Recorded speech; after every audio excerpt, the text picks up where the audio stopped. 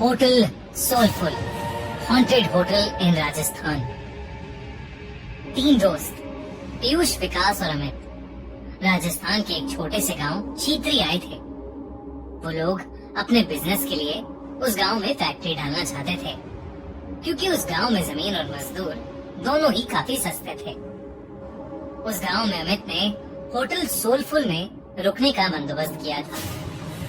Hotel soulful एक छोटा सा होटल था।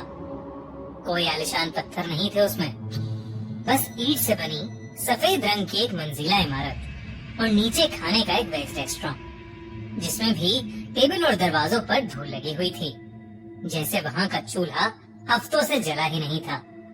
जैसे ही वो लोग होटल पहुँचे तो उन्होंने देखा कि वहाँ कोई स्टाफ ही नहीं था।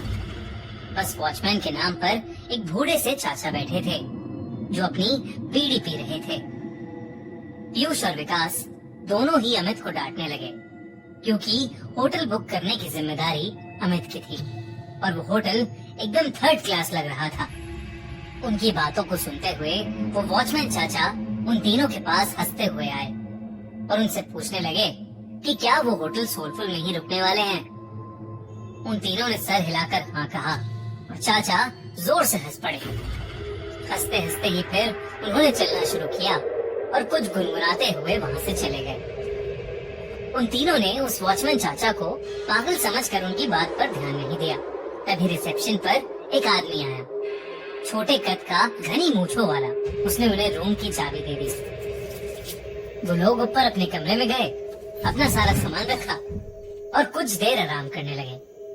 पीयूष को अचानक प्यास लगने लगी और रूम में पानी नहीं था। पीयूष पानी लेने के लिए जैसे ही रूम के बाहर निकला, उसे पायल की एक झुमकार सुनाई दी। ऐसी आवाज जैसे कोई पायल पहने भाग रहा हो। पीयूष घबरा गया। उसको ये बात बेहद अजीब लगी, क्योंकि उस होटल में कोई और नजर नहीं आ रहा था।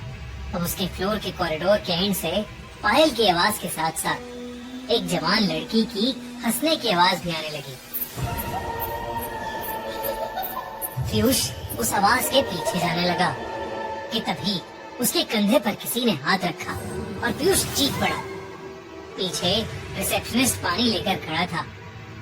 पीयूष ने अपनी बौखलाहट में उस रिसेप्शनिस्ट को डांटा और पानी लेकर वापस अपने रूम में चला गया। देर रात विकास रूम के बाहर होटल की बालकनी में खड़ा अपनी गर्लफ्रेंड से बात कर रहा था। उस बालकनी से हाईवे का लंबा रास्ता साफ दिखाई देता था।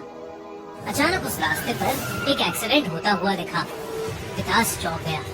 वो नीचे दौड़ लगाने के लिए जैसे ही मुड़ा तो उसके पीछे सफेद कुर्ते में एक बूढ़ा आदमी खड़ा था। उस आदमी की लंबी सी सफेद दाढ़ी थी और मुंह पर ढेर सारी झुर्रियां थी। विकास उस आदमी को देखकर घबरा गया था, क्योंकि वो आदमी सिर्फ हाईवे की ओर देखकर मुस्कुरा रहा था। फिर अचानक से उसने विकास को देखा और उसने हंसना बंद कर दिया। वो आदमी जैसे ही विकास की ओर बढ़ा, विकास डर कर अपने रूम में आ गया।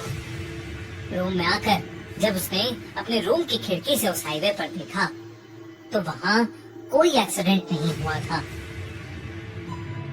अगले दिन तीनों फैक्ट्री की साइड देखने के लिए निकले, लेकिन गाड़ी शुरू होकर थोड़ा आगे ही बढ़ी थी कि अचानक बंद पड़ गई।